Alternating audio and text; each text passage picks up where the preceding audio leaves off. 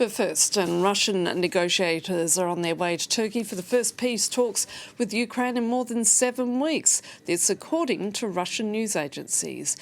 These talks will take place later today in Istanbul, the two sides having held 2 previous rounds of negotiations in Istanbul back in May and June that led to the exchange of thousands of prisoners of war and the remains of dead soldiers.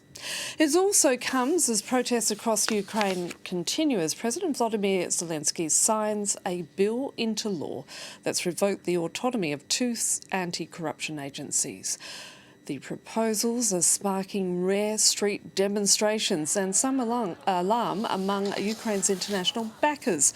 Critics are saying the legislation consolidates power in Zelensky's hand and could allow the government to meddle in high-profile graft cases. Joining me now is Douglas Herbert, our international affairs commentator.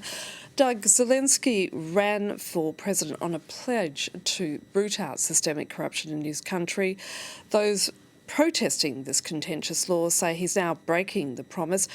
What will the new law actually do, and why is Zelensky defending it? Yeah, what will the law do? Depends who you listen to. You hear Zelensky and he's basically saying, keep calm and carry on, nothing to see here. The law's integrity is going to be preserved. He says, basically what he's trying to do is clean up the agencies themselves. He said there were Russian moles, Russian infiltration in these agencies, which he's had to root out.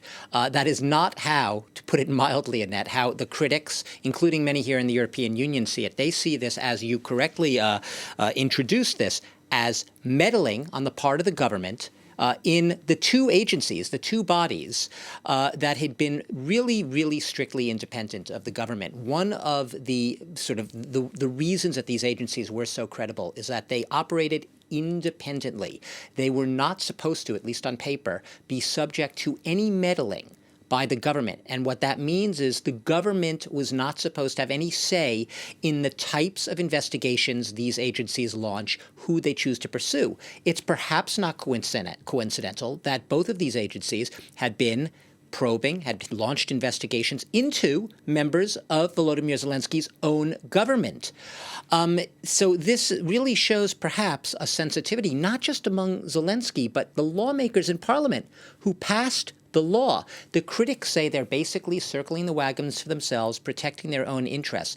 At the end of the day, Annette, Zelensky, what his critics would be saying is he's talking the talk about wanting to clean up corruption, which is absolutely rampant across Ukraine, but he's not walking the walk. He wants to keep ultimate power in his hands, and that's the real problem here. And the big fear, of course, according to the protesters, is the fact that democratic backsliding is occurring and it's veering away from Ukraine's path to EU membership.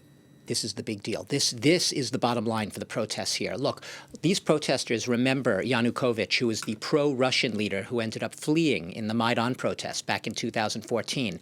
One of their deepest fears is that this democratic backsliding, the backsliding as they see it against the war against corruption in Ukraine, it's a very slippery slope, and that it could lead them down the road to becoming, heaven forbid, like Russia.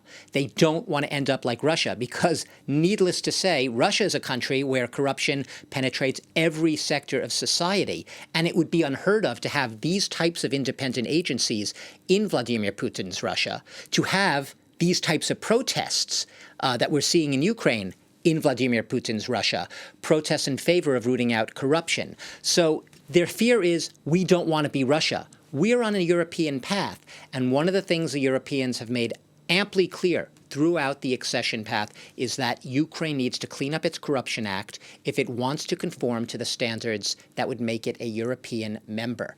Now, there are people who worry that this is playing into Russia's hands, Russia's narrative about the corruption across Ukraine, about how it's a debauched state, that it's destined to fail, that this is all playing into Vladimir Putin's hands. But the critics also say, just because it plays into Russia's narrative doesn't mean we do not have an obligation to meet our democratic obligations and to live up to those standards that the EU has been holding in us, as says Europe. Europe says the same thing. We have to criticize Ukraine. We cannot just only say great things about Ukraine. When it does wrong, we have to speak out.